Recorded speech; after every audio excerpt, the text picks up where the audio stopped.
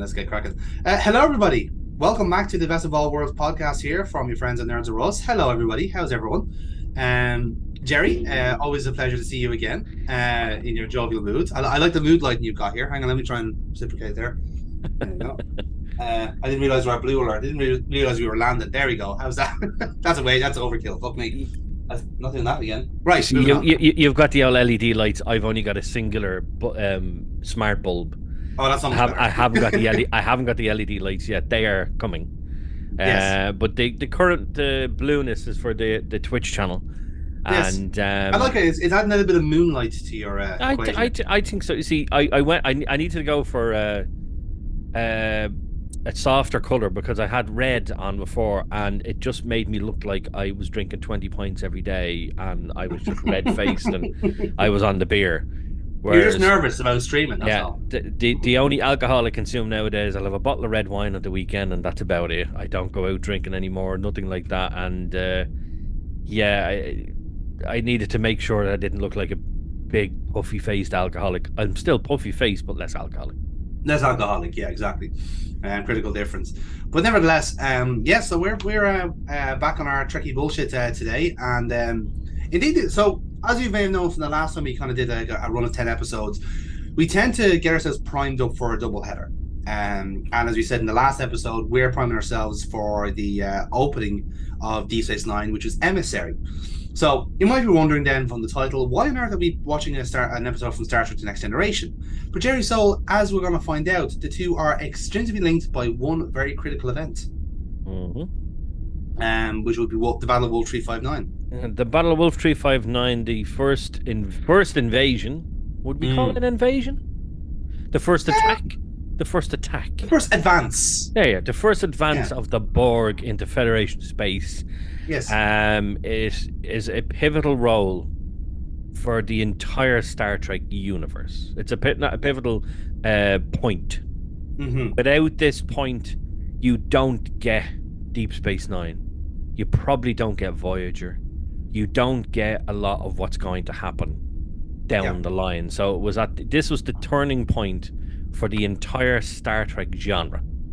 100%, yes. This one double header changed Star Trek forever. Mm-hmm.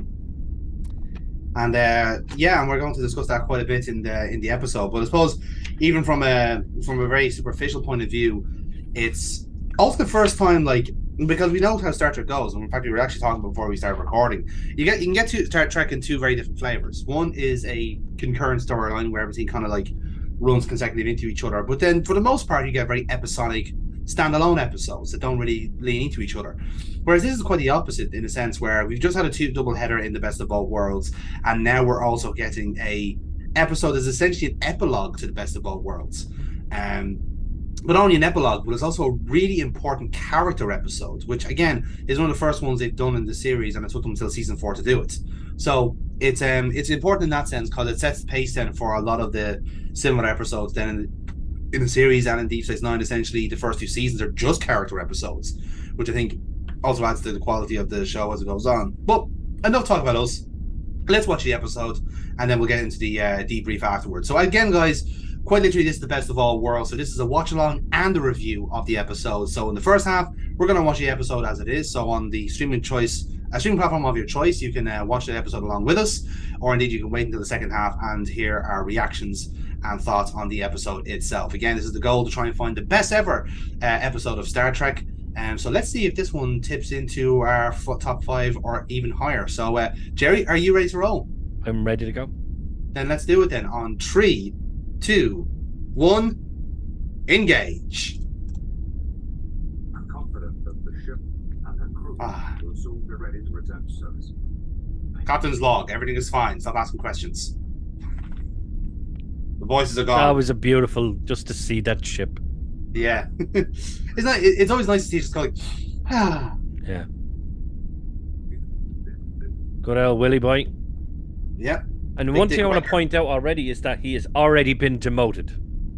Yeah. His captaincy worked for about a week, essentially. Yeah.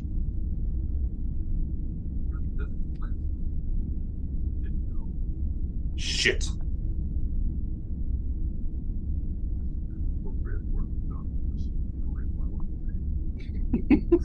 Why? Because they're afraid to get shot. As humans, my parents do not understand. Well, I'm not sure that I would either. This is a Klingon ship. You don't want to see Oh, I should know. I served on one. I ate your fucking worms. We don't get back to Earth at all. Delicious, by the way. Don't get me wrong. I'm sure we can arrange for you to have more off-duty time while they're here. No. It's like, no, nothing. Don't even let them on board. If you worry, they might learn them.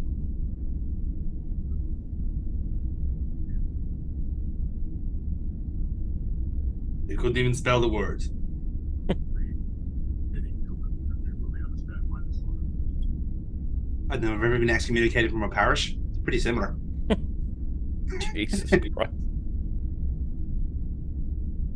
Look at this, the height of fashion. A cloth as a shirt. Yep.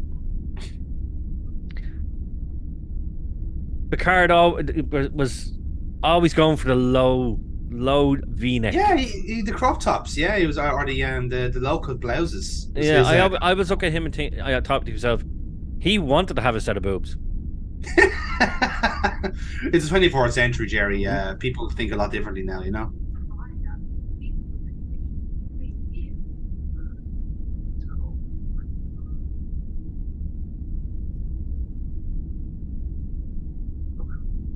I love the fact, though, that they've got a little bit of makeup done on his head. It's a very small thing, yeah. But it's his mannerisms as well. He's still very, like, dead behind the eyes type of Yes. Picard. I agree. In fact, I'm delighted you're going. It's just that the choice of where you're going could stand some sort of... Speaking as a counselor. Direct result of being held captive by the Borg, be my guest. Is that what you believe? I like asking obtuse questions. Captain, you do need time. We cannot achieve complete recovery so quickly. It's perfectly normal after what we've been through to spend a great deal of time. This is also like the epitome of the Irish man, isn't it? Just like a heavy trauma happens to him. I'm grand. Just I want to get my work. I'm grand. He's only Be all right. short in saying, he is literally only short in saying, I'm grand. I'm grand. I'm all right. Don't mind me. I'm all right. I'm all right. Picard, I'm grand. Picard, I haven't had night terrors in days. I'm all right. I haven't pissed myself in days. Be all right. Be grand. It's because you haven't been drinking, Seamus. Oh, that's right. Oh, that's it. Yeah, fucking hell. Of course, this is a very already a very intriguing episode because for people who have watched since the start, like Picard has been established to not be a family man. So this is why they made it such a fuss of that at the start. Yeah, you know? he's not a family man. He doesn't have like his own family. No kids. He very rarely spoken to his extended family. Yep. He's a very private man. Mm. And this one episode changes Picard from being what he was for 3 seasons beforehand to what he will then eventually become in Star Trek Picard. I think there's 3 formative episodes for Picard. If you wanted to almost have a Picard arc in terms of character development, the first one would be the battle, which you've already done on the show. This would be another one. Yeah. The 2 or 3 other more I'd throw in there would be the Inner Light, which I think actually changes personality outright. Yeah. And Tapestry. There is another one where he actually does actually find love, and I can't remember the episode offhand. It's basically a sequel to the Inner Light where he actually is able to play the flute. I can't remember. It's him and a lieutenant, science lieutenant. Science lieutenant, yeah, and she Science they lieutenant. fall in love, and then he can't bring it to himself to let her on away missions for fear of something bad happening. And it's a very actually quite a heartfelt episode because like I said, it is about that kind of protective nature of people and how like sometimes you do have to just trust in your partners and stuff like that. So it's a very cerebral episode in that sense. Again, very character heavy. But we'll get to it on the show now as another question. But I think it's a very important episode for Picard himself before obviously we get to the movies and we get to the new series as well. So well, this would be the first time. This is the first time you'll ever see pure raw emotion from Picard. Yeah, exactly. That wasn't like, you know, like Savik or Sarek or anything like that. Like this is actually Picard's emotion here. That's his emotion. That the other ones were Sarek's emotion, but this one is all him. Yeah. Ah, it's the chief. Ah, go on the lads! The most important man in Starfleet. Ah, Jesus. His name isn't even in the fucking credits.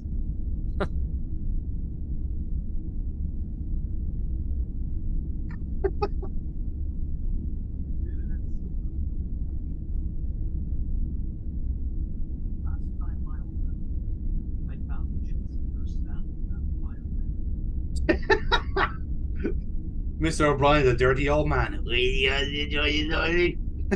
Go on, give us an outfield. Go on, get what Oh, you jeez. do. Oh, do you have a lump here? Have a look. Have a look. Oh, jeez, that's lovely. Oh, just right down. Oh, a bit lower. Oh, that's the stuff. Oh, I'm lovely. Yeah, you've been lovely warm hands on you, Dr. Crusher. Oh, jeez. Energize.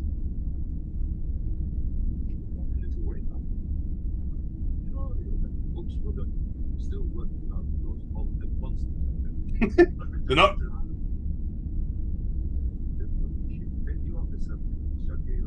What the fuck did you call me, pal?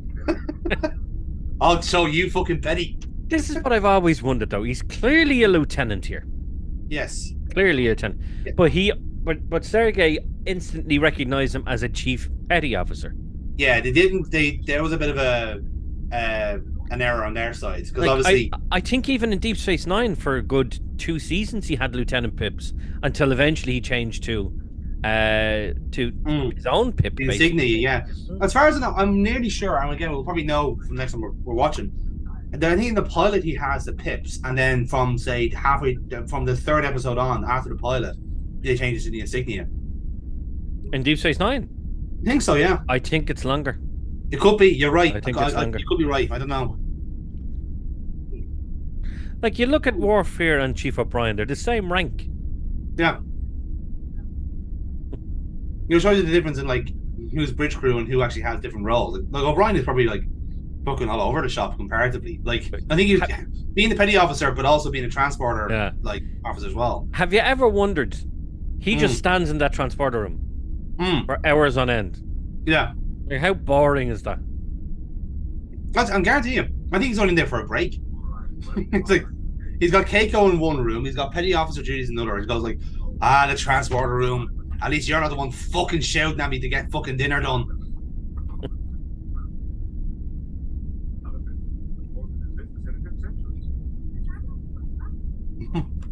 I'll just have braces, mate. That's all.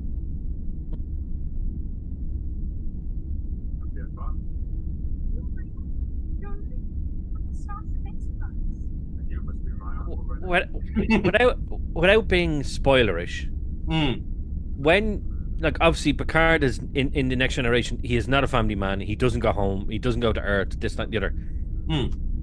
But in hindsight, after watching Picard, you can understand why. Yeah. But at this point, you don't understand. Yeah, that's why he Like, sold the way he kind of sold it was he wanted to get into space, and he wanted to get away, but he didn't say why he wanted to get away, and now we know.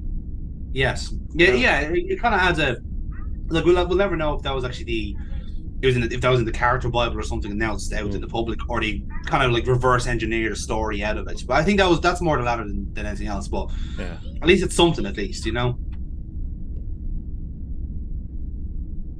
I must say this is the most French-looking part of California I've ever seen. Of course.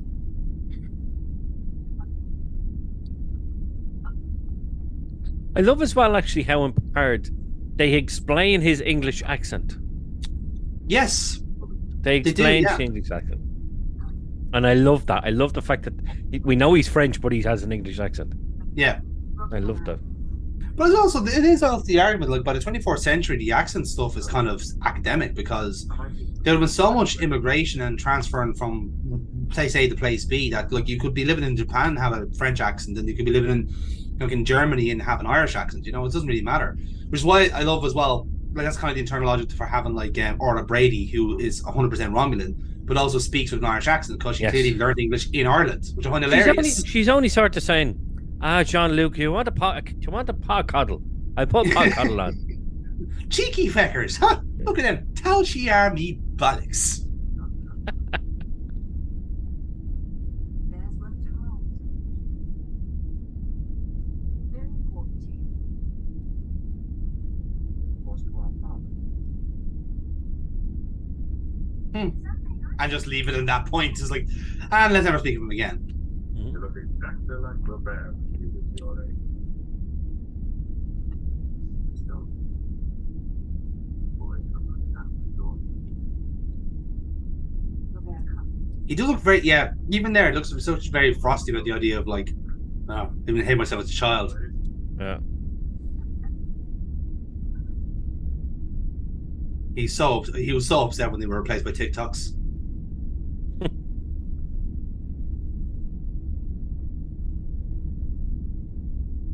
Two very different Picards. So, you arrived at last. I just say the perfect actor to be Picard's brother. Hello, Captain. Just that extra level of dour, but also the same mannerisms. Shuttled in from the village? No, I walk. I met Maria Rennan. Good. Good. It's good to see you. You did actually say that, did you? You did actually say, oh my god, you actually fucking said that. Ryan? Now, I deserve a home. Know where everything is. Generally eat about 8. I must try and cure this poor, sick vine. You sure clear? It's one of those scenes where the silence is actually more important than the dialogue, Yeah. isn't it? And there's Chateau Picard. And in fairness, apart from the buildings in the background, Yeah, they kind of stayed the canon with regards to Picard. essentially, yeah. Like, yeah, the it looks a lot more remote now in the remake. Mm. When we talk about Hmm.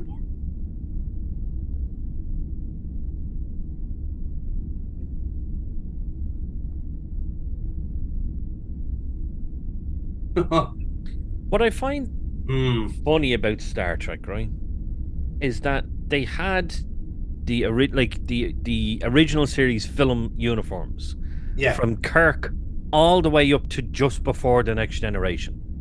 yeah, Whereas 7 years after that, they had one uniform. Sorry, they had a uniform for 2 seasons. yes. Then after that, another 5 seasons, they did another uniform. Mhm. Then 4 seasons of Deep Space Nine did another uniform. Change And your then did uniform, yeah. another uniform for the films. And now you've gotten 2 different shows, and there've been 3 or 4 different costume changes per Yeah. season. And I'm like, why? just It's just where it's like, oh well, shit, we have so much more money. yeah. Like, I love how Lower Decks actually explains the different uniforms.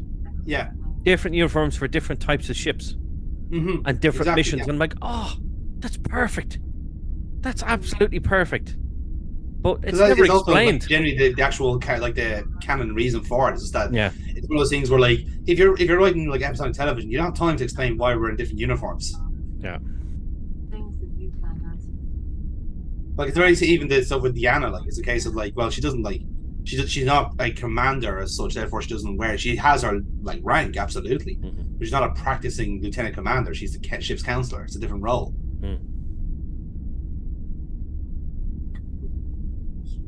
And we didn't know what to expect. I'm not gonna lie, I really do. I love these two in particular. Worf's parents. And Yeah. they do appear a couple of times in the series, and they're always the typical like embarrassing parents. Yeah. Nothing knows it.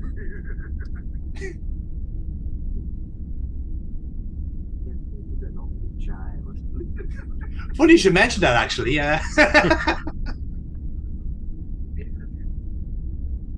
just wondered. He's like, fuck. How do you internally scream in Klingon? It's the eyes. He gets Gowron eyes. Yes.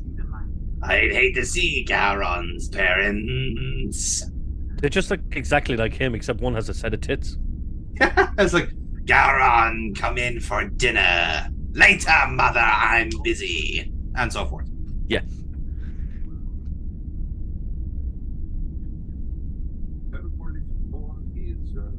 Just over there, right?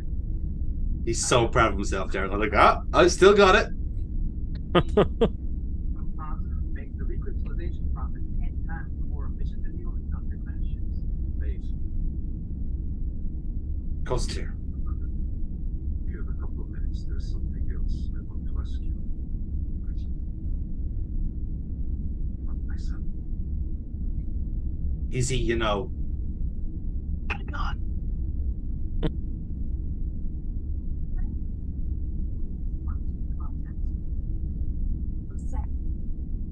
I do know it is a very kind of weird quirk of the future in a sense where, like, 24th century, you're expected to be almost like fucking Buck Rogers or something like that.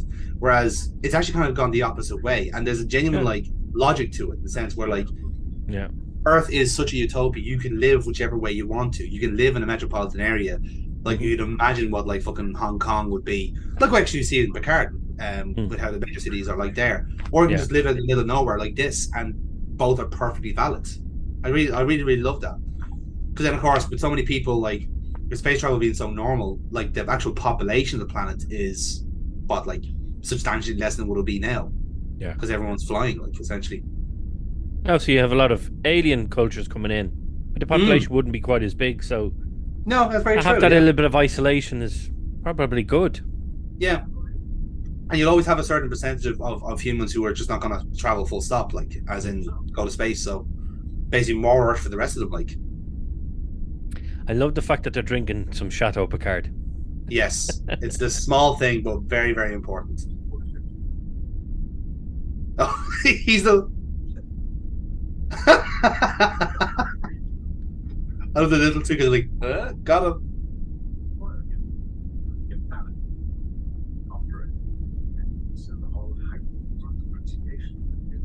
So I think this is Jeremy Kemp is Robert here. I love the way he just grimaces, I mean, in fairness, like when I see him in everything else, I think he looks a bit like Earthworm Jim, but in this show he just suits the role perfectly.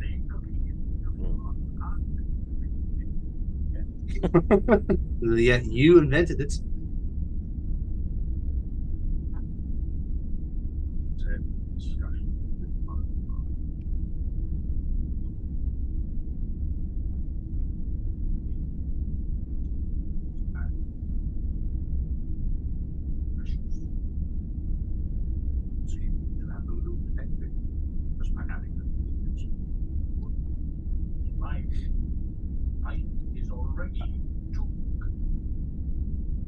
Apparently the Picards are the most hoity-toity, moral family going.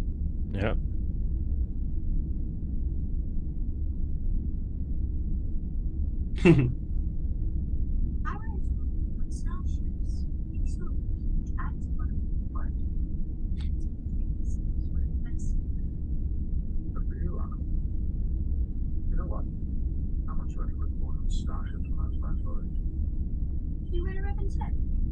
No. that was a no. Find your modesty very convincing.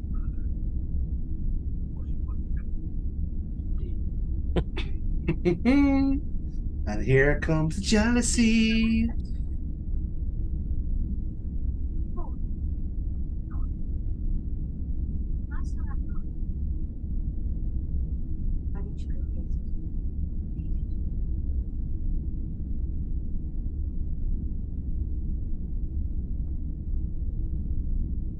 It's not enough to protect him.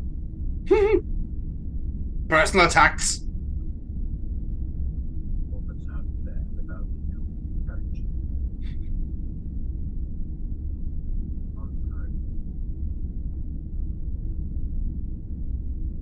So now I will not see the world. Make your own sons of wish. Not easily said. Oh, Like, actually, how long would they have they gone without seeing each other? Like, what, 30, 20, 30 years? And so it there's has to still be, yeah. so much animosity there. It's incredible.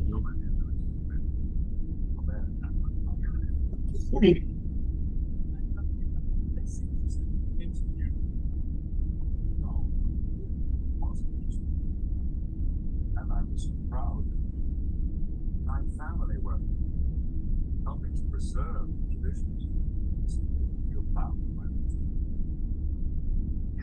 I do love the camera work here as well. Just these wide, open pans, just to give you the idea of the size of the place, you know? And the fact that they're actually at a vineyard. Yes, actual proper tangible vineyards, not a set. They do a lot more of this now in the later seasons, and it adds so fucking much to the show. Like, I listened to you. I never think that cycling trip. Broke your leg. I got married twice. You need to have been promoted to supervisor in that language project. I'm one of 200 supervisors.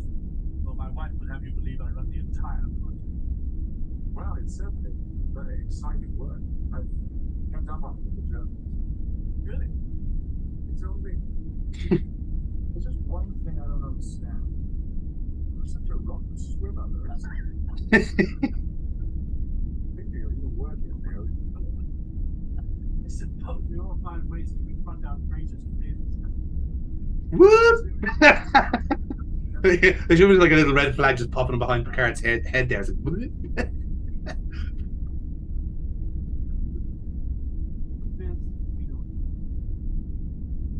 On the Enterprise, we use harmonic resonance to beat tectonic pressure. Obviously, from the same. Well, you know, it's such a shame. The government is looking for someone to take over. A real leader who will go in there and get things. And they are looking for you. I know, never leaves. What are you thinking about it, though? No, I never.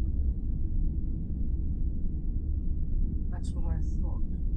But if nothing else, why don't I send over some of the internal studies on the tectonic problem? Since you're interested, we could use any thoughts you might have. All right. Slight consideration.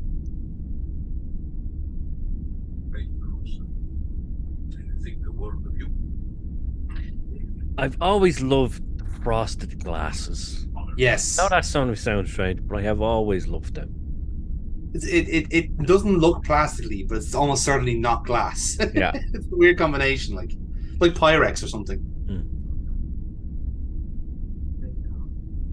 Although I love that Mrs. Worf is just drinking out of a fucking cylinder.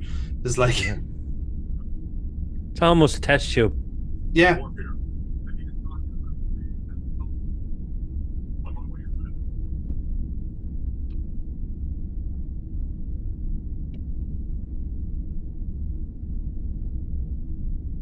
Oh.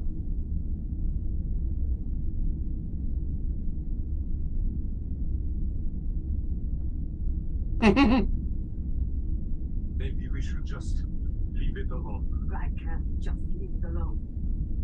I'm his mom.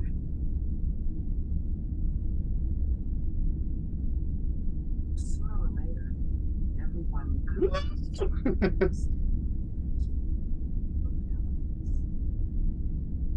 I always add a +1 to every plot that includes Guinan. Just it's scientific fact. I will go along with that. She makes every But this episode is already on 1. Yeah. Oh yeah. Because Whoopi Goldberg is fucking brilliant. She is. And the character's brilliant. Just tactically deployed whenever she's needed. Like, There's something I would like to ask.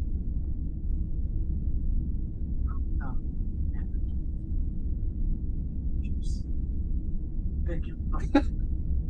Said he'd never had until he came here. Now he can't get enough of it. He never wanted any human food while he was growing up.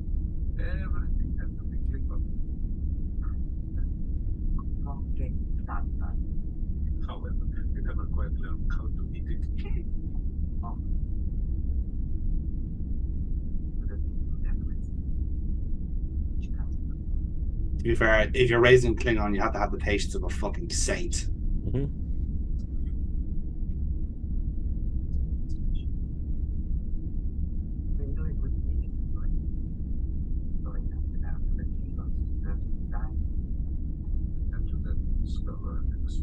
skeleton by himself. And then he got excommunicated like an idiot. Parents can learn so much from it. I'm afraid the war feels that we do not have everything. Part of them may feel that way. There's no part that I've seen. Part that comes in and tries to produce. It looks out the window towards me. It's not looking towards the Klingon Empire. Towards you.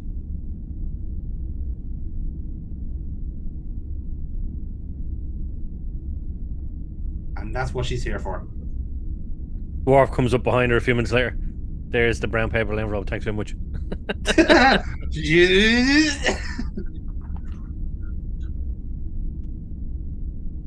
mention that the Atlantis project director.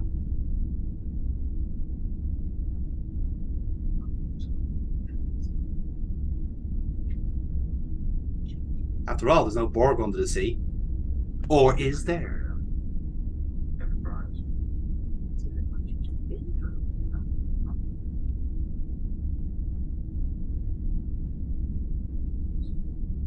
Oh, it totally is. Besides, wonderful to have you back.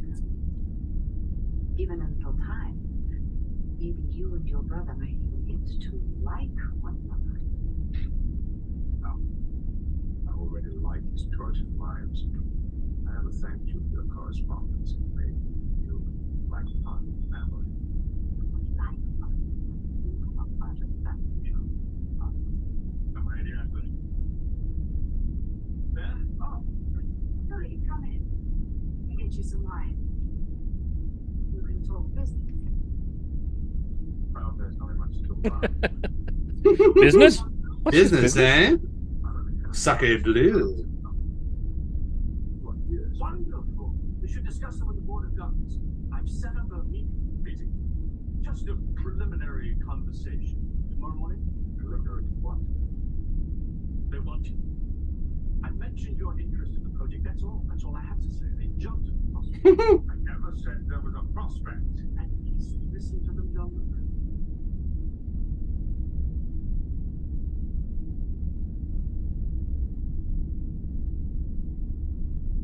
All right. Good. Very good. Fine. Now listen. You won't regret it, John Luke, I promise you. I'll see you in the morning. There's a conflicted man. Just a little bit. Yeah. He obviously has one of those computers that you'd see on all desks in Starfleet. Yes. But have we ever seen them folded over? Once or twice, I think, yeah. Depends on the model, I think. Why? He felt it was important to say so. And to make sure he didn't forget to tell you them later. You know what it says? No. But he wants you to have this when you try. And I want you to have it.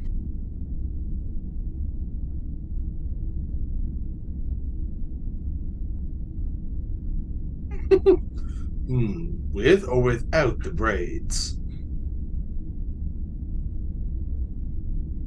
Are we disturbing? No. What kind of seat is that? Only a Klingon could sit in something like that. This massages all four of my rib cages. And all two of my penises. That's the other chair.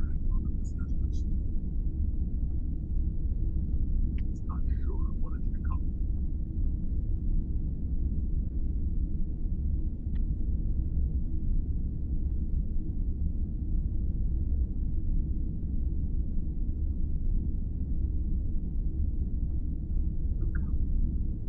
Our boy was in trouble after we read your letter about the discrimination from the Klingons.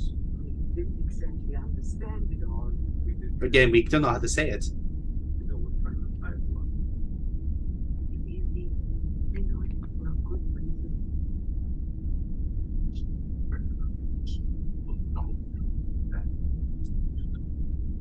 Very busy in all aspects. Yes. son. You must remember how weak you And to be proud of you. And that we love you. are, our son.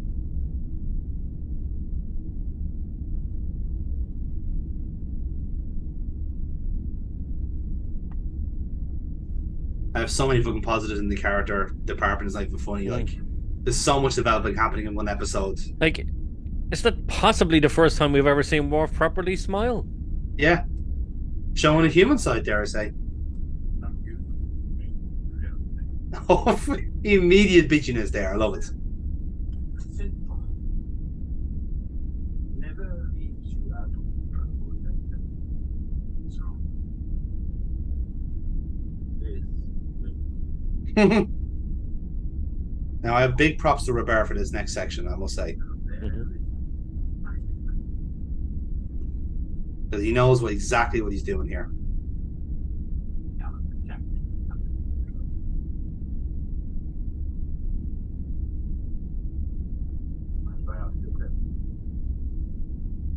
Even the face on him.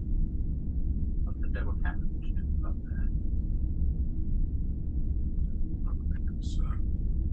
there? And you can actually see Picard's a little bit. Oh, fucking. Tetchiness, yeah. Yeah.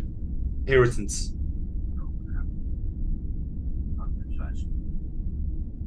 Together you are heard. I always thought you needed a little humiliation. Either do. And here we go. Oh, he's been fucking wanting this. Yeah, he knew. He knows. He knows this is what Picard needs. That is your style. I'd have fighted with you from there.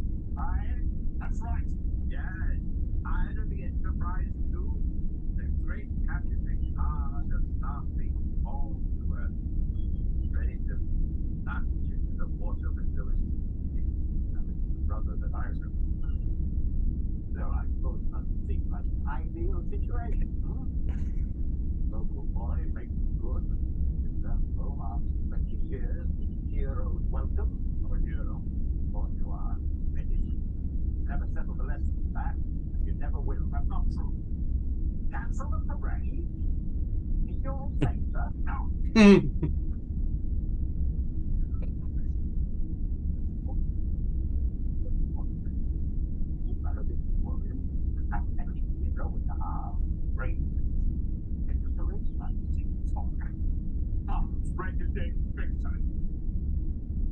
Jealous? Damn it. So jealous, I had a right to be right. I'm only your brother. But you break every rule our father made and get away with it. But I was the younger brother, the responsible one. It was my job to look after you. So I'll do it.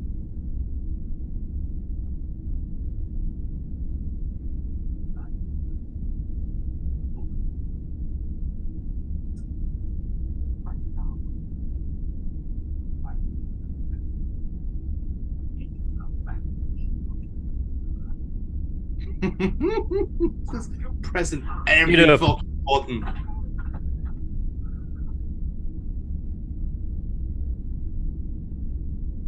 Like, this is a very brotherly squabble. Like, this is so childish. There's two 50-year-old men fighting in a mud pile. But it's very, very fucking important.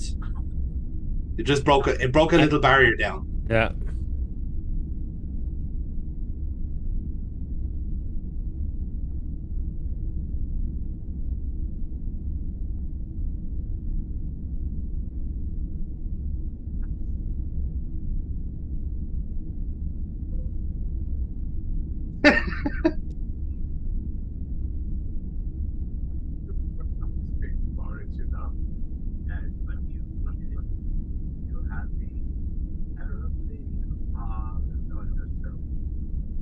And here it is.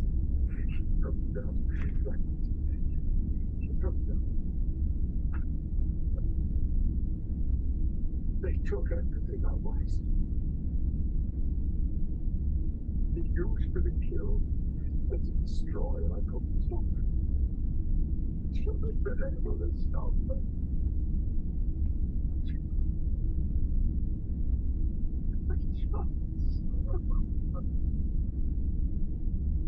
I was started up. I should have been able to stop them. I should have destroyed. So, my brother is a human being of the earth. This is going to be with you a long time, Jean-Luc. A long time. You have to learn to live with it. You have a simple choice now. Live with it below the sea with Luke. Or above the clouds with the Enterprise. I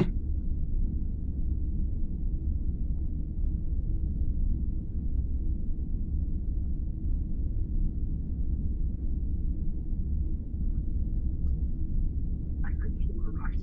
After all, I knew you'd come back so that you could help me. You know what? Still don't like you, Jean-Luc. Yes. It's a very brotherly thing, isn't it? Oh, the state of the place.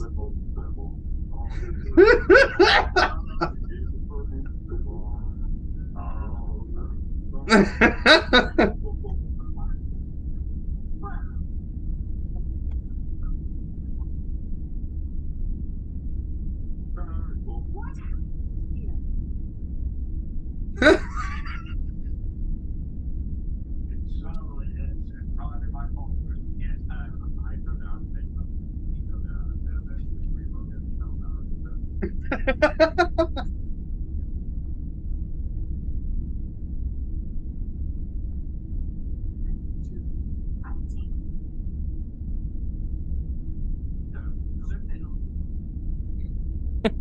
What would you like to see me spoil like this?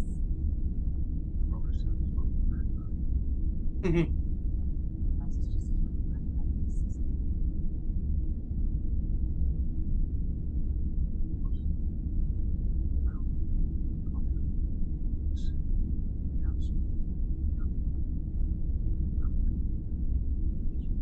You haven't cleaned the fucking place up yet.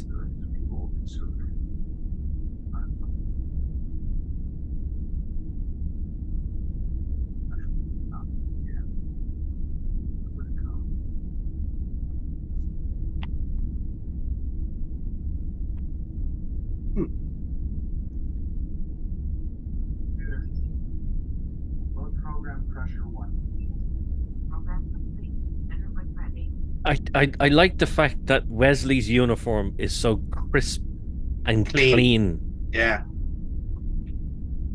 Because he's still very prim and proper at this stage of the run, like. Even the hair is like absolutely fucking like it's like waxed on almost. As I make this recording, you are about to end the show. I wanted you to know who I am today. You see, this Jack Crusher won't exist by the time you're all grown up.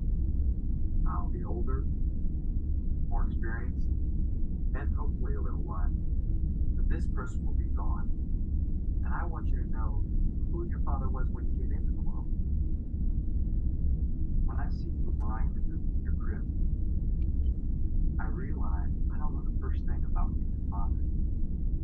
So let me just apologize for all the mistakes I'm about to make as you grow up. I hope you don't grow up resenting the fact that I was gone somewhere. That comes with this uniform. I don't know if I can explain why Starfleet means so much to me. Maybe you'll understand when you get this recorded. Maybe you'll even want to try one of these on. But you'll probably be a doctor, like your mother. You're only a baby, but it's remarkable. I can see in your face all the people I've loved in my lifetime. Your mother, my father and mother, our family. I can see me in you too. And I can feel that you're my son. describe it. But there's this connection, this bond. I'll always be a part of you, Wesley. Well, I hope this makes some sense to you. Not sure if it does to me, but maybe I'll do better next time. I love you.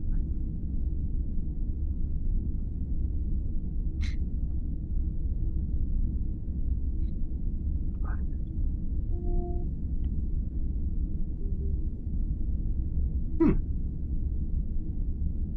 Accordion, we're back in France.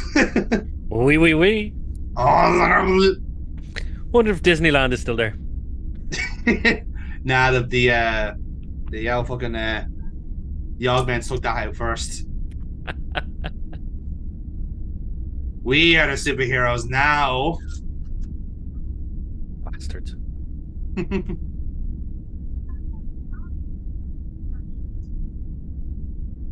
About that, you know what? We'll skip over that part.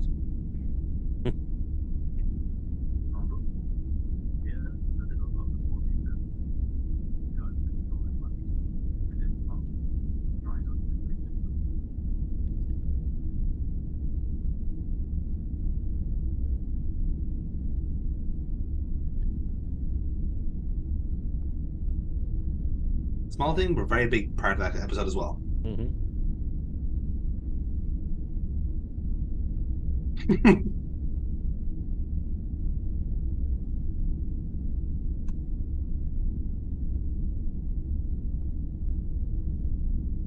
You would not have thought this is a 46-minute episode. This flies through. Yeah.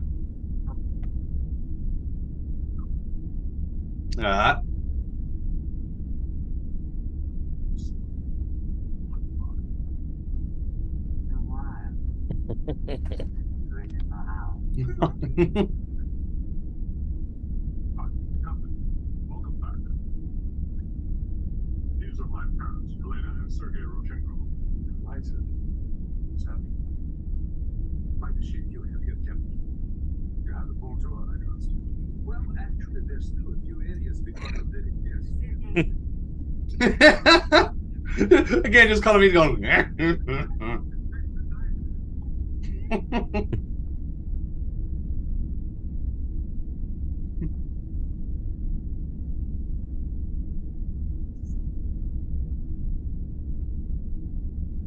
We have started engine.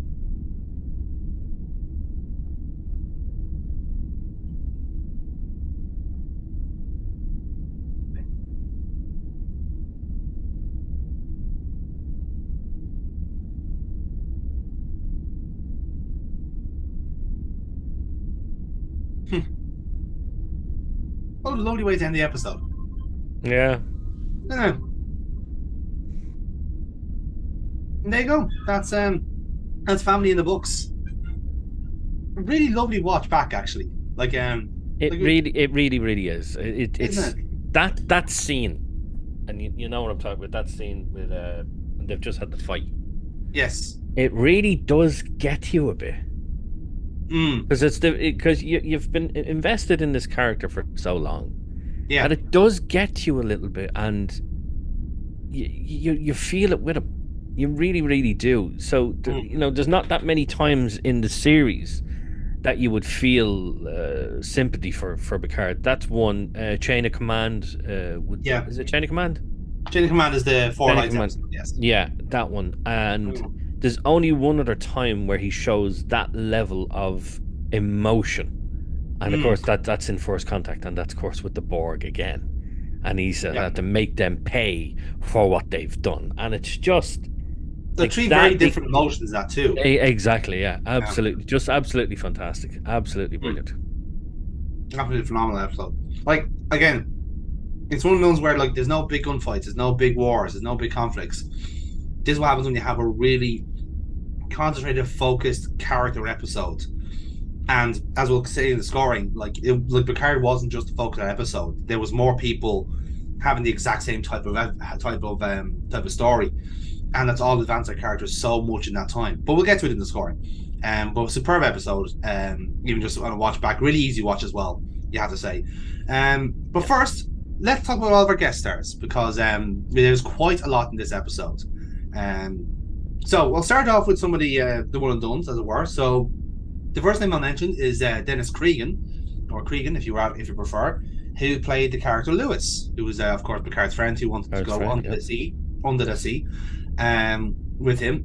So he's a British actor. He's still going. He's 80 at the moment, but you may know him from other shows such as Bergerac, Matlock, and he's also in a few of the kind of guest stars of the likes of, say, NYPD Blue. He's in Diagnosis Murder, Murder She Wrote. Get a lot of guest appearances, let's say.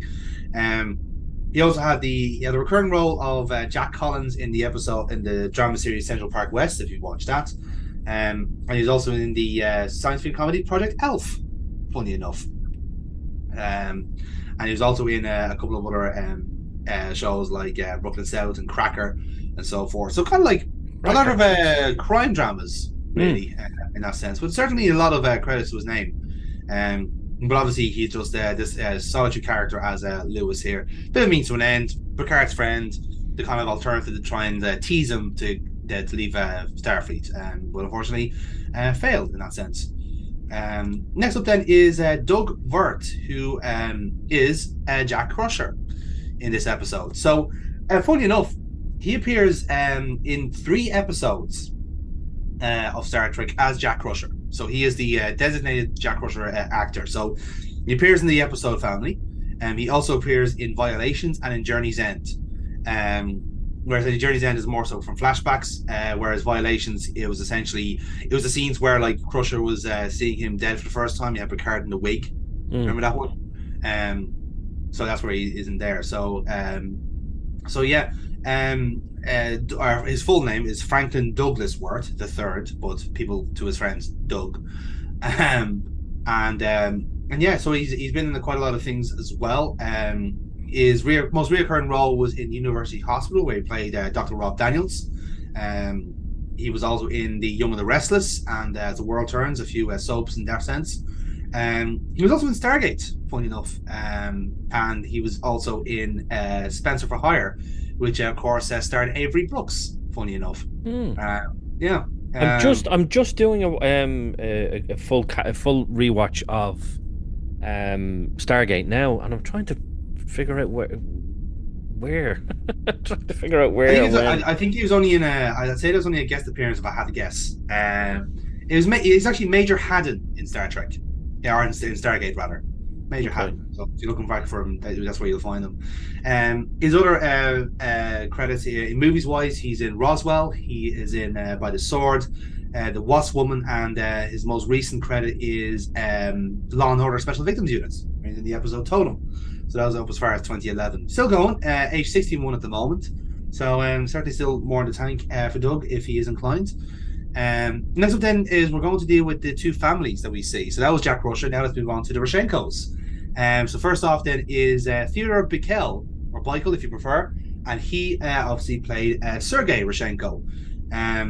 So himself, the actor, is actually Austrian, funny enough, and naturally, as you can tell, master of languages and accents and so forth. So he's played German officers, he's played Serbian kings, he's done quite a lot of European roles, if you like. He died back in 2015, aged 91. He was born in 1924. So quite a life he's lived in that sense.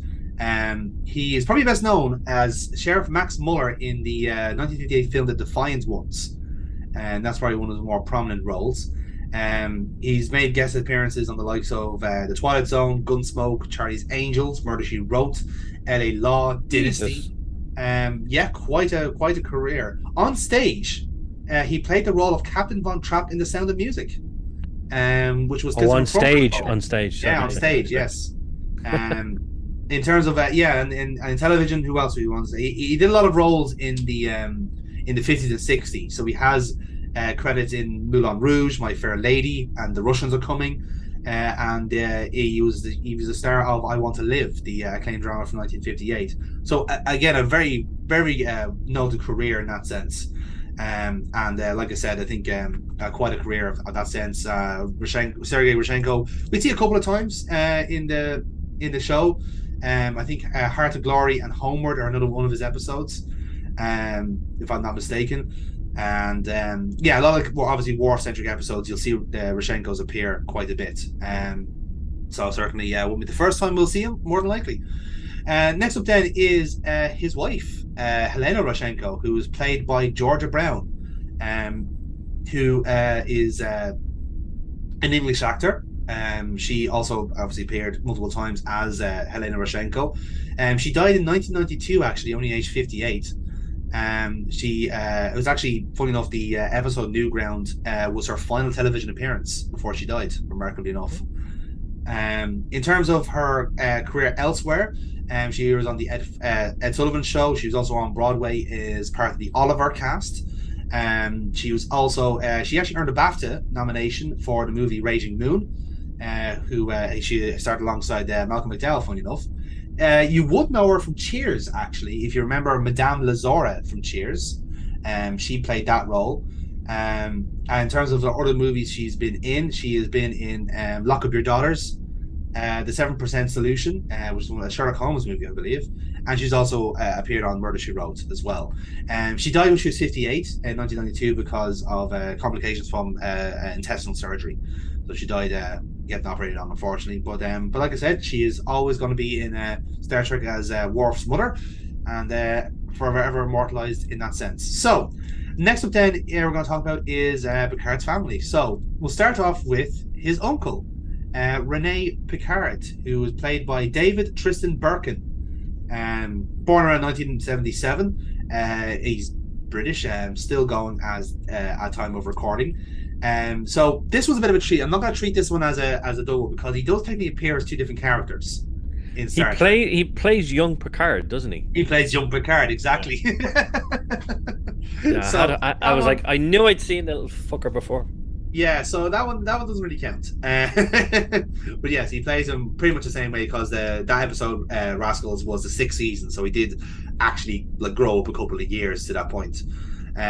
So in terms of what else he's been doing, outside of that, he was actually in the motion picture adaptation of Les Mis as the character Kufarak or Kufarak. Sorry, Is that the Liam Neeson one?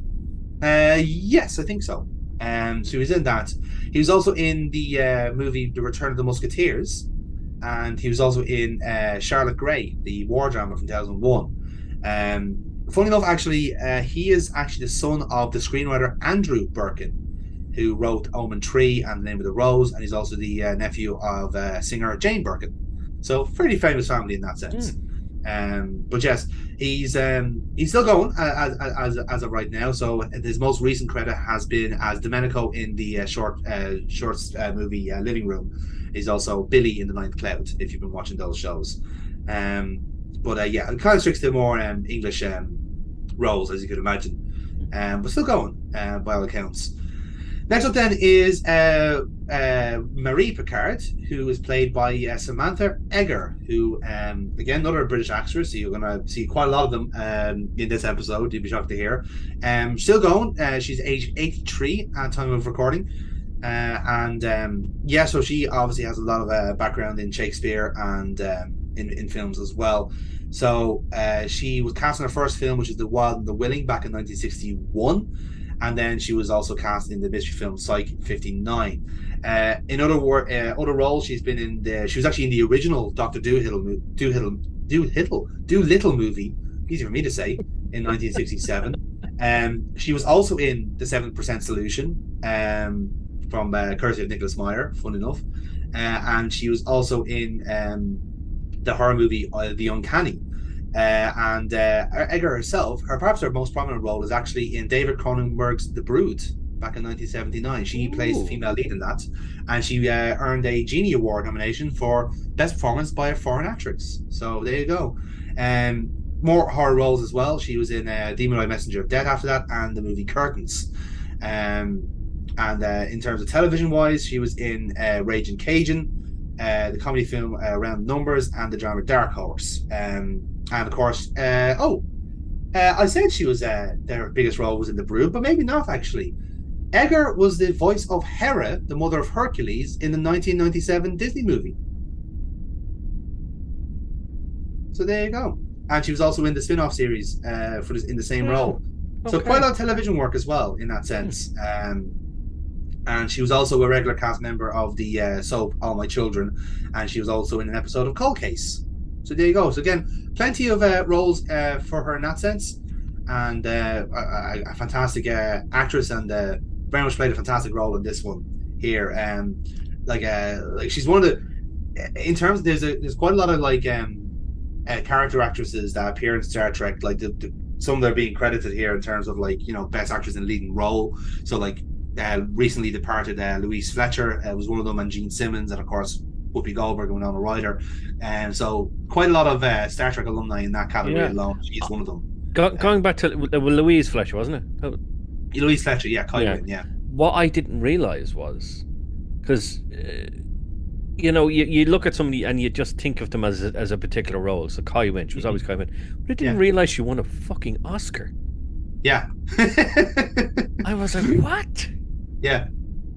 Like there was an Oscar-winning actress on Deep Space Nine, a recurring character. Sure, she was Nurse Ratched. Yeah, I'm not like only when I saw her accept the speech, I was like,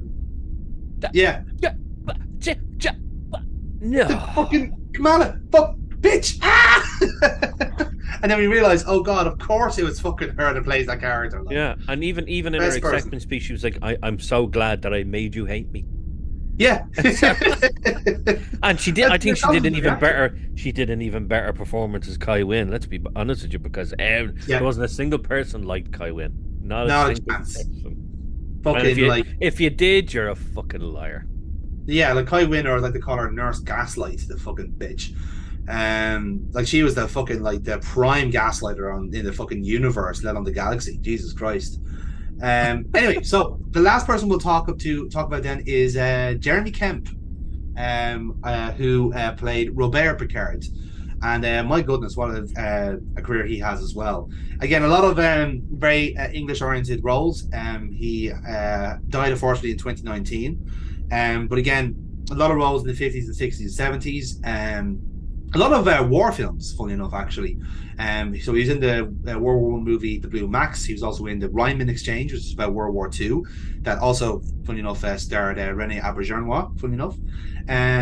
He was also in the sagas Winds of War and Remembrance. He played Brigadier General Armin van Roon in both of them. He was also in the sci-fi series Space 1999. And he was also in The Adventures of Sherlock Holmes. So again, the latest role he was in the Conan the Adventurer TV series. But certainly a lot of roles in that sense, for like the face is very recognizable, and you can imagine he plays war roles very, very well because the grimacing face and the big type of way of behaving as well. But he was also actually in Four Weddings and a Funeral, funny enough, back in 1994. So he's definitely had a lot of roles in that sense. Played a lot of Russian roles, funny enough, because he's also in Murder, She Wrote, weirdly enough. Again, a lot of roles in that sense. So I suppose we know him best as Robert Picard, and I suppose it's probably the best time to mention this then about what happens with the Picard family, because in the movie Generations we hear, of course, of a terrible tragedy in the Picard family. That again is a very big bit of development for Picard, because he had just very clearly started work on connecting with the family a good bit, and then suddenly it's all taken away from him quite tragically. It's a bit of a throwaway thing in the movie itself, because it ties in a little bit with how the Nexus works and so forth, but ultimately there wasn't enough time to make much of a fuss about it. It was a very kind of like bespoke kind of scene, but very important for Picard himself, as we would know from the later series, where he's essentially living alone in the vineyards with a lot of Romulan kind of co-workers essentially. So yeah, it's a big thing for him himself. But first, while we talk about more detail like that, we'll do so while we score the episode. So Jerry, let's start off as we always do with the plot. So this is a traditional A, B, and C story where each one of the prominent characters are dealing with family. So Picard is coming home to Chateau Picard for the first time in what could be upwards of 30 years. Worf's parents are visiting the Enterprise, and he's slightly embarrassed by it. And then the C story is Wesley Crusher essentially gets to meet his dad for the first time via hologram. So some very important periods in that sense.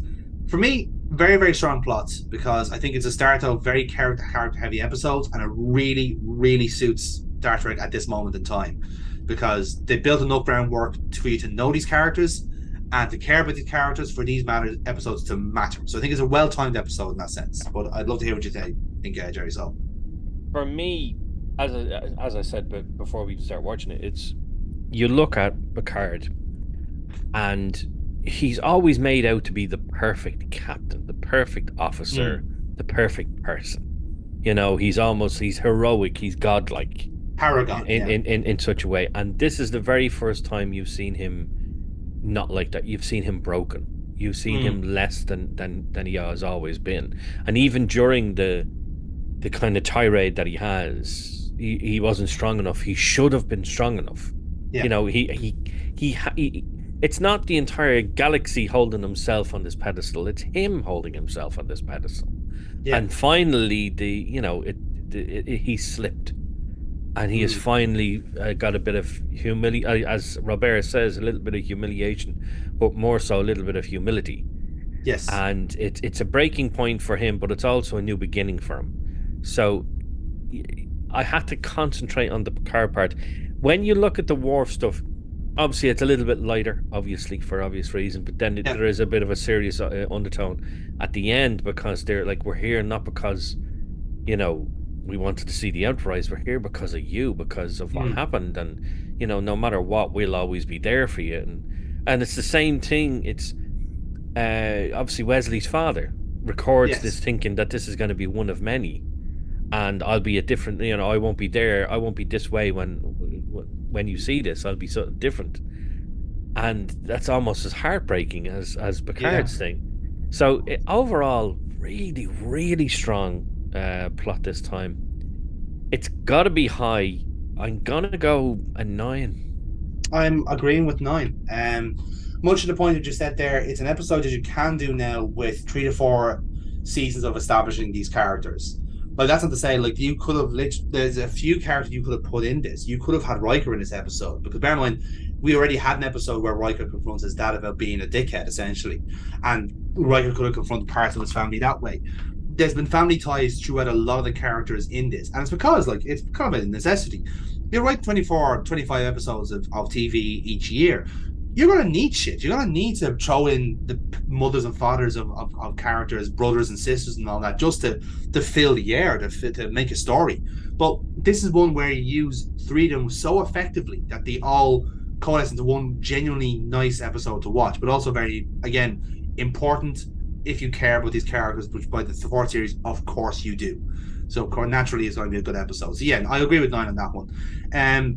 Next one then is setting. So again, we're talking about the bit of off location shooting this time. Very little on the Enterprise overall. We see very little of the Enterprise outright because it's getting repaired. Not that we saw anything being repaired, let's be honest. It looked actually quite nice from where we were sitting. We can have thoughts on that before.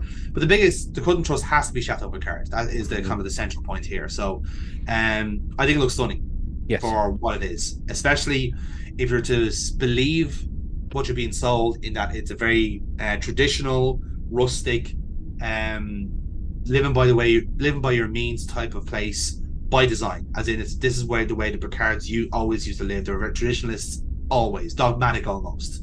I believe that from watching Chateau Picard, from seeing it, the open fire, the making your own food, all this sort of stuff. We had the kind of convenience of replicators and actual like future stuff. Like, you could have transporters at home, you can have all this sort of stuff. There's none of that there. There's a dirt track into Chateau Picard. There's still muddy paths where the fucking vineyards would be. People actually working on the site. It's fantastic. So setting wise, like, yeah, I think it's a strong shout. Again, maybe because there was very little on the Enterprise, you might kind of mark it down a notch. But I think for Chateau Picard alone, I'm willing to give it a 7 or 8. I have to say, I wouldn't be marking it down just because it wasn't on the Enterprise. Yeah. The name of the show isn't Star Trek Enterprise.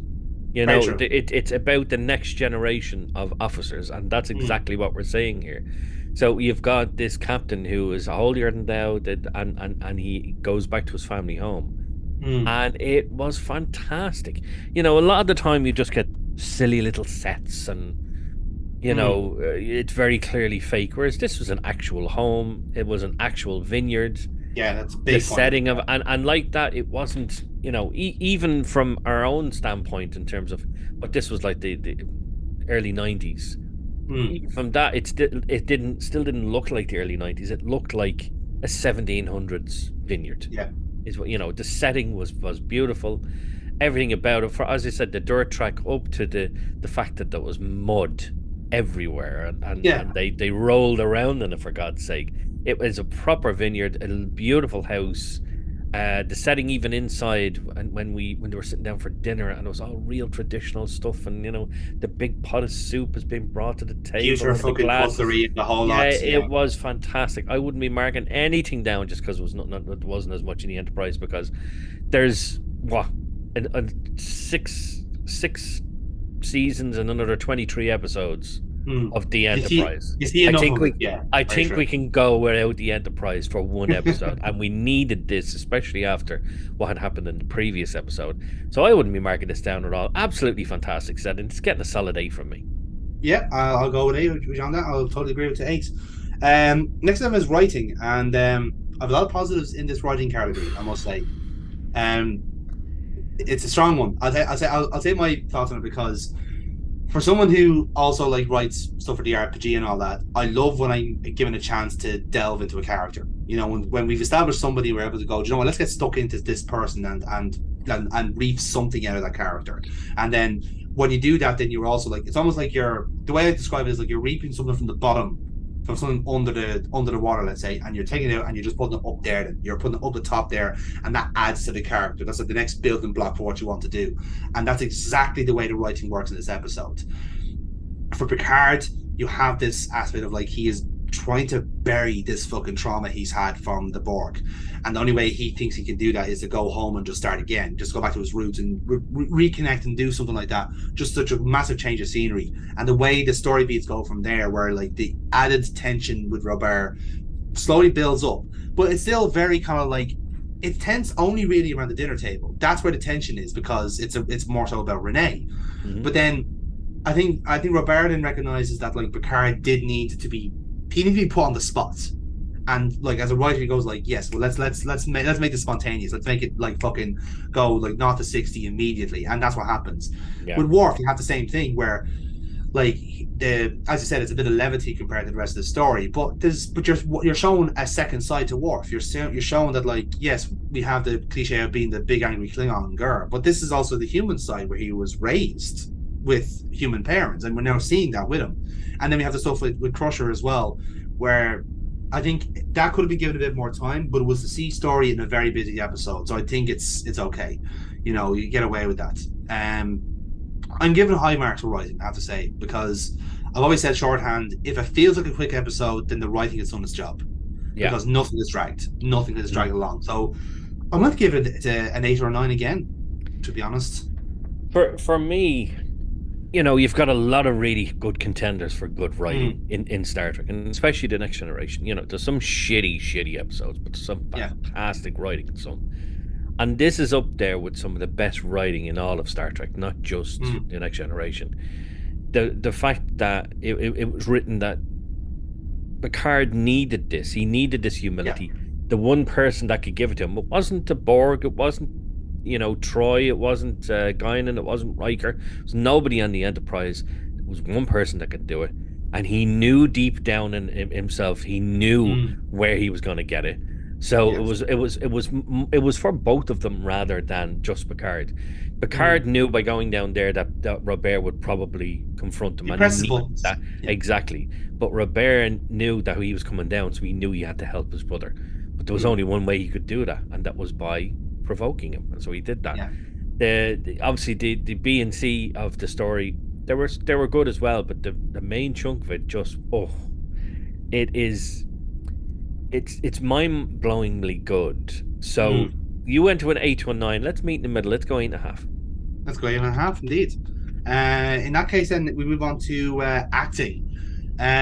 Just listen. Okay, I know what you know. You have your spiel or whatever. That's absolutely fine. And let me go. Let me go first. This one. Away. I'm not going to say anything other than this gets a 10. And I agree. And if we could go any higher than 10, I would. If you can judge the entire episode and it would still be a 10. Yes. But if you gave me those 2 minutes in the mud, it literally, those 2 minutes, yeah, they blow almost any other episode out of the water. Like we're talking, this is, what's our number one episode at the minute? In the Pale Moonlight. It is up there in the Pale Moonlight for acting. Yeah.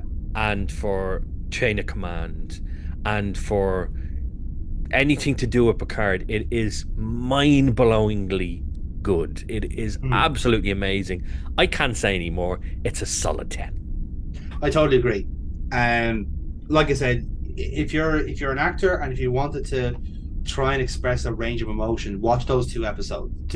Watch those 2 minutes of that fight in the mud, because in the space of those 2 minutes, you're going from petulance to anger to violence to laughing to crying in 2 minutes. But that is there's a reason for that. That is not shown off. That's not a flex. That is showing the character is fucking all over the place. His mind is fucking cracked. And because he's trained himself to show nothing over the decades and the stoicism and all this sort of stuff. And again, he had to go home. He had to almost like get involved in a bit of like petulant little brother like bullshit to actually take that out of him. And yeah, like that is resounding. But again, I don't think there was any bad performances throughout this entire episode. There was nobody like phoned it in. Even the likes of Riker and Troy only involved in one scene. They still fucking like said like, well, I'm gonna play my part and that's it. But the Roshenkos were good. Jack Crusher, I think, was good. Wesley's response to seeing his dad for the first time was subdued, but it was definitely subdued. But then there's the whole reaching out to him just before he dematerialized. That's what I mean. It's a small bit. It's very subtle, but it's good. You know what I mean? But just solid 10. You can't go any lower than that. 100%. 10, 100%. And again, it's always shows you with these kind of actors as well. This is the kind of episode they love doing, because if these are characters they're invested in themselves and they're throwing their own little aspects into it, and then you say like, oh, we're going to give you an episode where your parents are on board. Brilliant. Here's my ideas, and you can imagine the likes of Michael Dorn, the likes of Patrick Stewart throwing themselves into this type of episode, and it really fucking shows. And again, props to the people that came on board, the guest stars, perfect foils for these characters, brilliantly done across the board. Next one then is action. It's a quiet episode for action, bar the fight in the mud. So I'm kind of, my scoring is kind of based on that in a little bit, but again, a good flow of the episode. So I think I don't want to mark it too badly in a sense.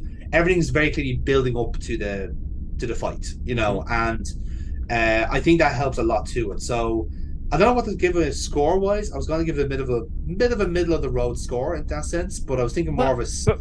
Before you do that, let me just explain what I'm thinking here, okay? Sure. Obviously, all we got was really a roll around the mud, okay?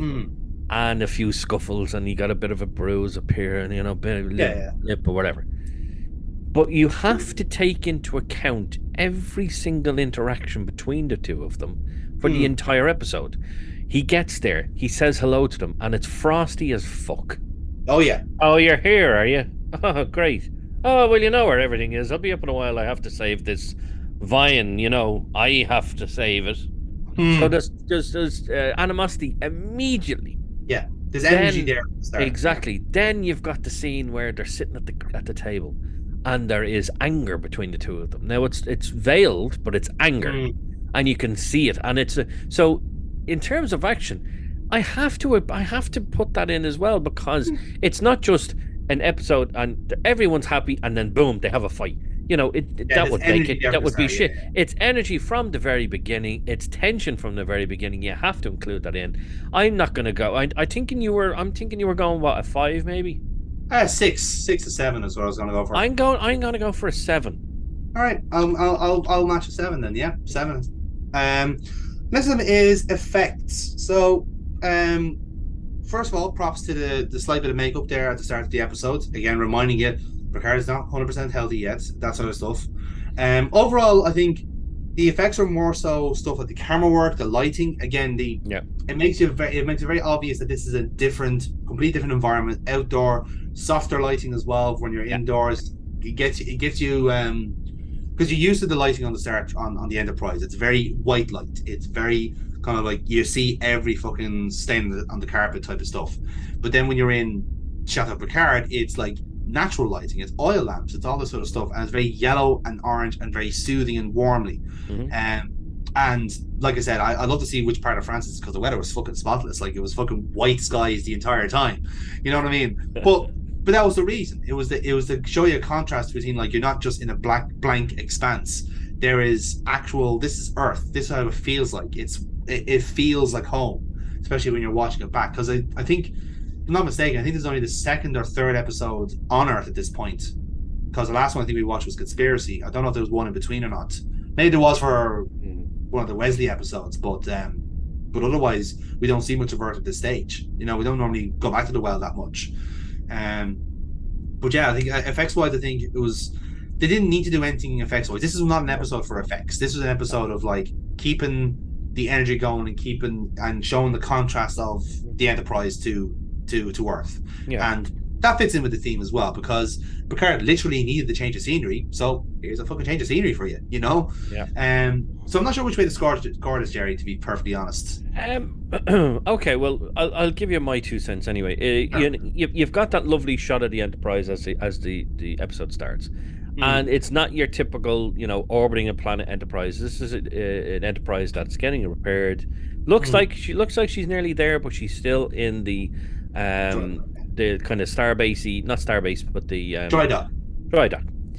So that's a great, fantastic shot of that. You've also got the shot of when we first actually see the whole of the Chateau Picard. So you've got the buildings, other buildings around. It's typical Next Generation. It's Next Generation Voyager. It's the same type of thing, but it's good. It makes it look good. It's a nice visual. Obviously, it was good enough that they used the same style of visual for Star Trek Picard. It was good. That lovely ending sequence where what was the boy's name? Oh shit, Renee. Sitting against the tree, looking up at the stars. You've got the Big Dipper is there, and you've got the shooting star, and it's fantastic. It's not something that the graphic, the effects were shit. We're gonna go 2 or 3. I'd go kind of middle of the road. It was basic stuff, but it was good. So it was 5 or 6. Let's go 5.5 then. Okay. That's 5.5 to that. Next then is score. So I think the score was good. But I think it could have added a bit more to the scenes. I think there's 2 scenes that would be exempt from that, especially the fight in the mud where you have that kind of dynamic put, and then the very small thing, very small thing, but very important thing. I'm sure you probably said the same yourself. When Picard is explaining his kind of like what the Borg did to him. And you hear that slight shrill of the violin. It's very uneasy, very anxious, very nervous energy in that scene. But it's very, it's just there in the background for your ears to hear as you can hear Picard fucking breaking down. Very small thing. And if they missed that, then the scene would have lost a lot of its emotional punch, even though Picard's acting is superb. You did need a little bit of just like, here is the fucking hammer to hit the nail home type of stuff. Well, otherwise, I think like they didn't do much with Worf and Wesley's kind of part. I felt, at least nothing's come to mind anyway. I did like as well. There was that little bit of the accordion transition when we're going back to Chateau Picard, and it kind of gets more as the episode goes on. I thought, where like the first time it felt like here's Starfleet kind of transition, but then the more the episode went on, the more that Picard felt more comfortable in Chateau Picard, you felt a bit more of an accordion flavor to the music, Again, very small thing, very subtle in that sense. But I think like in the same way where like you had these kind of great music suites for some of the earlier seasons, it was very clear that at this point in stage they were kind of toning down a little bit on the big bombastic fucking orchestras for each episode. They didn't need it. They're picking their battles with this episode, I thought, and I think. Ultimately, I think it was actually better off for it because. I agree. The thing for me was you've got it is a very very basic score orientated episode. Yeah. Apart from four separate things that I picked up on. You've got that lovely Chateau Picard music. As soon as we go in, you get that. Is it like an accordion and maybe Yeah, a it's an violin, accordion whatever. transition. Yeah. Yeah, that goes in. It's lovely. Then you've got the scene where it's the subtle change. You've got that. Yeah, it's very very well done. But then you have to. There's two other points as well where the music is different than a normal Next Generation episode. That it plays along happy. You've got three instances here of family. Two are happy and one isn't.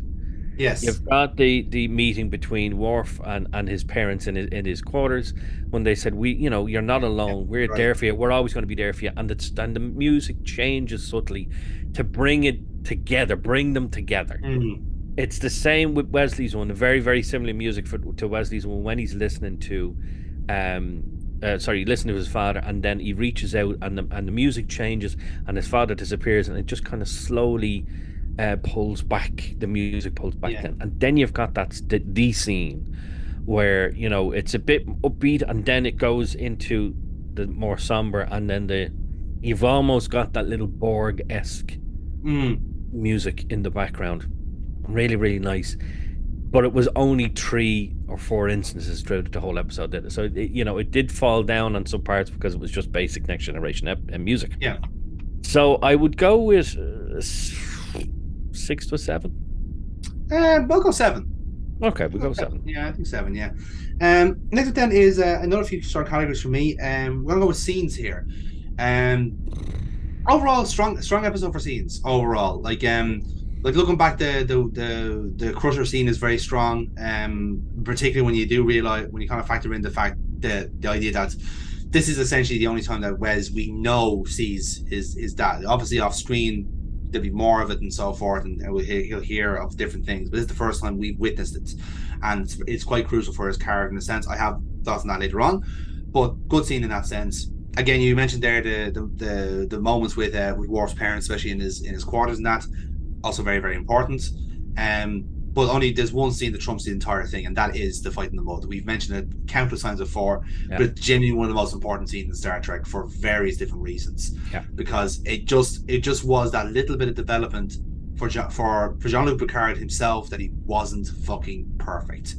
There is a chink in the armor there, and the more he goes on himself, that chink gets bigger and bigger and bigger. And it's not because it's actually getting worked on, it's just that it's more visible, it's obvious, like, again, and this is true for anybody. Like, I mean, if people go through trauma, they wear it, they carry it along with them. It becomes part of who they are. It defines their character sometimes. Like, people become less trusting, people become like more vulnerable or intimidated or fearful of certain situations or scenarios.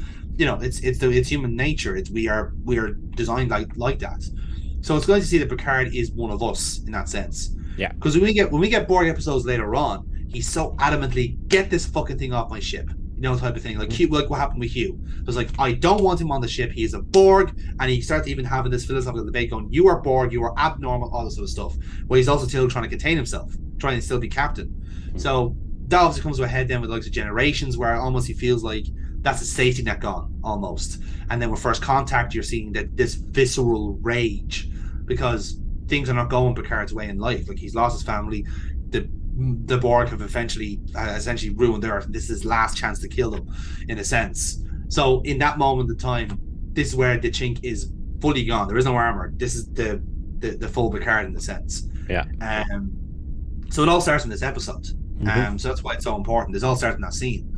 So I'm going to score high because, again, there's no ways to move in this episode. I'm going to say 8 or 9 for scenes. If you were to judge it just solely on that scene in the mud, it would be a 10. But we can't give it a 10 because we have to judge by the other scenes in it as well. Now, that's not to say those other scenes are bad, because they're not. But they're just not as emotionally powerful, they're not. It's not as powerful. The Wesley scene is good, the Worf scene is good, but when you compare both of them together against the Picard scene, that they don't match up. So what did you say you were going? 8 to 9 is what I was going to say. I'll go 8. Let's go 8 then. Okay. Next then is a category that if I could, I'd give fucking 10,000 to, which is character. For me, it's an automatic 10. It's a 10. It's a 10. Yeah. And the reason it's a 10 is because of Guinan. It's not because of anything else. Very true, actually. Yeah, It's a- that's a good point. We actually haven't mentioned Guinan yet whatsoever in this. You've got Picard. You've got Robert. It's just if I could give it more than a 10, I would. But it's. Well, let's break it down then. So obviously, even the characters we know have progressed in this one. Picard is the biggest one, obviously, and we mentioned already ad nauseum how he's progressed and how this episode is important for him. But even then, like as you said, like Guinan have just coming in and just having that such a bespoke break glass for Guinan type of situation where someone needs to say something profound. There's Guinan immediately on call to say it and to just progress that story along perfectly. She fits that role so fucking well. It's absolutely exceptional. But not only that though, you also have the likes of the Roshenkos, who again start off with this kind of like the worry words and all this stuff, and they progress through the episode too. They become more comfortable with Worf and knowing that he's all right and all this sort of stuff. They come across really well. Robert was I think even his character changes throughout the episodes. Like for someone who's like hardline sour, and immediately after that fight, there's a little bit of understanding. There's a bit of relatability between him and Jean-Luc. It's a small thing, but it's very, very important. I feel like I said that a lot in the episode, but this is an episode where the small things are crucial. Renee is a big developer in the episode as well, because Picard kind of sees him as like, oh, you're kind of like me when I was younger. That's fucking terrifying. Because he's thinking like that could have been my fucking son, but it never fucking worked that way. You can see the internal logic in Picard there. And again, the progression for Beverly actually is a big one. We haven't mentioned Beverly yet. That one scene where she gets Jack Crusher's belongings back from the Stargazer. That's a bit slept on in this episode. There was more mileage in that, I think. Like that, it was a bit done dirty just to be in the C story. That could have been more, you know. But like at least from that point of view, that's a bit important piece for her as well, and for Wesley to finally meet his dad. So yeah. Natural 10s. I mean, Jerry, if there's anyone I've missed there, by all means. I don't have any. No, I've nothing else to go with on it. It has to be a 10. There's absolutely no doubt in my mind. From start to finish, it was just 10. Yeah, 100%. Cool. Last then is consequences. So, Jerry, how do you feel the consequences of this episode are? There are some minor ones. And there are not some minor ones, but then again, though, they're not very necessarily major. Yes. The minor ones, you've got Worf, and he felt like he had to do this all on his own, this commendation all on his own, and he has learned that he doesn't have to do it on his own. So that will help him when the time comes to getting his honor back, getting his family honor back, and so that's a minor one there.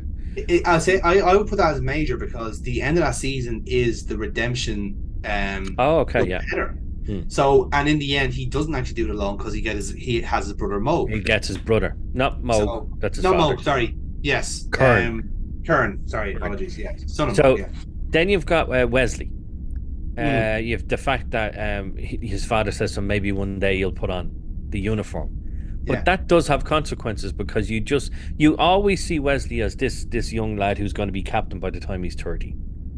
But yet he gets into Starfleet and something major happens in Starfleet Academy, and that's it. It's all gone. He kind of blows it, yeah. Yeah, it's all taken away from him. And then you say to yourself, okay, his father's almost like, this is the life for you. You should put on the uniform, and then he has to take the uniform off. So it does have consequences in the end.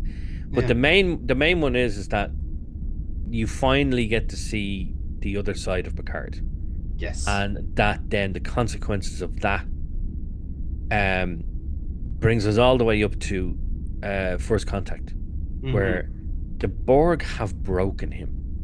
He doesn't always, the mask doesn't always fall, but the Borg have broken him.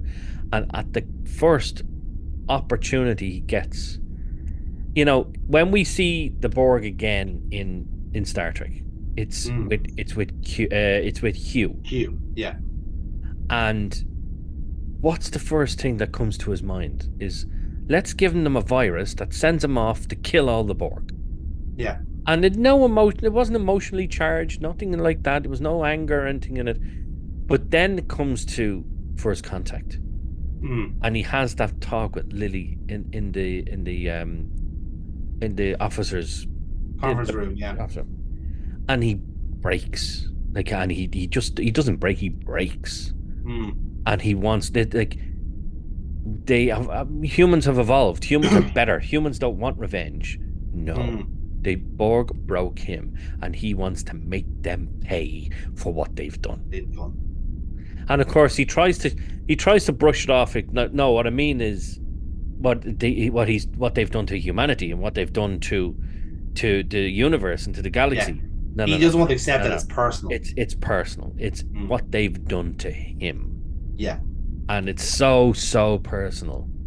You know, Captain Ahab has to hunt his whale. That's exactly what it is, and it's so good. So the consequences lead all the way to there. But of course, now that Picard is out, it actually leads a lot further. All the way up to Picard, and exactly why he wouldn't go home and why he didn't like going back. And yes, he had reconnected with his family, but there was still a reason why he didn't want to go back to the chateau. And that was it. Yeah. And it's just fantastic. So the consequences of all three main arcs in this story are quite important. So we have to go high with it again. This is an 8 to a 9. I'm gonna go 9. Let's go 9. Because the only point I was willing to give and take away from it was Crusher actually not fulfilling his dad's kind of expectation, and that's almost down. It depends on which way you want to look at it, from whether the writers kind of accepting the Crusher character wasn't working, or whichever point of view you want to take from it. But either way, like that character naturally was going a certain path, at least in the first few seasons, and then immediately tailspins and kind of goes nowhere in the end. Now we know he goes with the Travelers and he forges his own path, which is so much bigger and broader in theory than anyone else's. So in a sense, he's not a failure. There's far from it in one aspect of it. But he has traveled his own path, and I think it's probably what his dad's will would be more so than anything else. But yeah, obviously the stuff where Worf actually plays into the end of the season, and then obviously the Picard stuff from this to Hugh to Descent to Generations to First Contact to Picard. Fuck, it just grows. It's just everlasting ripples from this episode. So yeah, I think a 9 is the appropriate number. So Jerry Soul, that leaves this episode family again, a very low key episode relative to some of the other ones we've done. Very cerebral, very pensive, very well written. Gets an 82 out of 100. I need to correct you there. I do? It gets an 83 because we were given 1 for Guinan. I thought we had that for the plot, no? No, she gets 1, so it's an 83. Yeah, but where are we trying to end? Because then we've had other episodes where, okay, if we've done that retroactively, then the Best of Both Worlds is first, because that Guinan's in that episode and In the Pale Moonlight isn't. Okay, she's not getting a 1. Fucking no. In fairness, I'm not having my episode be beaten. No fucking way. No, in fairness, I had the +1 into the scoring, in between, from the characters or somewhere along the line. I had it added in the plot, so yeah, that's fair. So yeah, in terms of scoring, Family ranks as our 6th best episode so far. That's not bad now. That's not bad. No, indeed. So again, I'll give you the full rundown. Last at the moment is still Voyager Conspiracy at 59, followed closely by the Arsenal of Freedom from the Next Generation at 59.5. The original series' episode, The Enterprise Incident, is at 67, followed then by a tie for 15th between The Doomsday Machine and Tinker Tenor Dr. Spy from Voyager at 72. Another tie then at 13th for The Battle and Conspiracy to Season 1 Next Generations from 73. Space Seed is next after that at 77 from the original series. Trials and Tribulations, which surprisingly is mid-table, from Deep Space Nine, which is 79 altogether. Q Who is 10th, marks the top 10 at the moment with 80, followed then by Cupid at 81, the Robin Hood episode for anyone keeping score. Then we have a clutch of original series episodes at 81.5, namely The Balance of Terror and The Trouble with Tribbles. They share 7th at the moment. Then we have Family at 6th place. But the top 5 still on at the moment is The Skin of Evil from the Next Generation and Enterprise's The Endorian Incident at 83. Third place is the Lower Deck season finale of No Small Parts at 83.5. Second is The Best of All Worlds at 90.5. And still, first place is In the Pale Moonlight at 91. That is the current scores after what is nearly 19 episodes, Jerry. We're on to our 20th now after this. 20, so milestone episode after this one. Not too bad. Absolutely, yes. And I think we've picked a good milestone for this as well because, remarkably enough, if I'm not mistaken, this will be the first pilot that we have done on this series coming up next. Because again, we mentioned that the theme for running into this episode has been the impact and the overall kind of consequences of World 359, which was a huge kind of event in Star Trek's history, particularly if you were Jean-Luc Picard. But that's not the only person that was affected by World 359. Mm-hmm. Indeed, another captain was affected quite severely from that, which was Mr. Benjamin Sisko, the man who will learn to live with it. He doesn't actually. But funny enough, we are going to be talking about his pilot episode, Deep Space Nine's Emissary, the two-parter, where we start off at that point. We start off at the Battle of World 359, and we see what happens from there. So prepare for a very, very spicy episode in that sense. We're looking forward to it, Jerry. I think it's fair to say.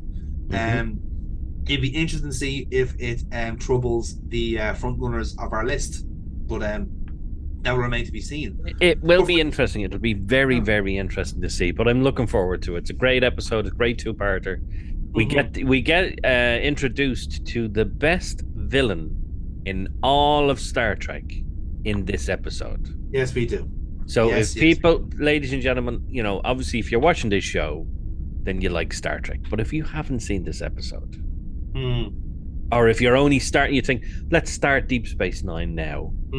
Oh, you get introduced to the bad guy in all of Star Trek. Khan, great. The Borg Queen, great. Kai Wynn, great. Nobody beats this man. But I'm not going to say, if you know, you know. If you don't know, watch the episode. Absolutely. It's going to be great. Yeah, we're looking forward to it. So yeah, guys, that is the next stop on our trip among the stars at the moment. So we are going to leave you at this point and hopefully have you primed and ready to go for our next two-parter marathon episode. This is going to be, because we do watch it as one full episode, folks. So get some popcorn in for that one if you are. We're going to watch along. But that just leads me to say thank you very much again, Jerry Soul, for joining me for another fantastic episode. I think we both enjoyed that one, it has to be said. Absolutely loved that one. It's a pleasure as always. Absolutely. So by all means, we'd love to hear from you in the comments whether you agree with our scoring. Is 82 out of 100 good enough for family? Is it underrated, overrated? By all means, let us know in the comments. We'd love to hear from you. And we would love to hear about your ideas for our next episodes to watch. Because again, we love doing little story arcs and mini arcs about episodes that we could watch. So if you have any ideas, by all means, throw them down in the comments. We'd love to hear from you. And you never know, they might make the show after all. But for now, thank you very much for watching. And by all means, watch the rest of our episodes from The Best of All Worlds. There's 19 of them now. So strap yourselves in. It's a bit of a watch. But hopefully you enjoy all of them. But for now, from our family to yours. Because I'm not going to put out Thanksgiving. That's way too fucking long. But you get the idea. But for now, anyway, as always.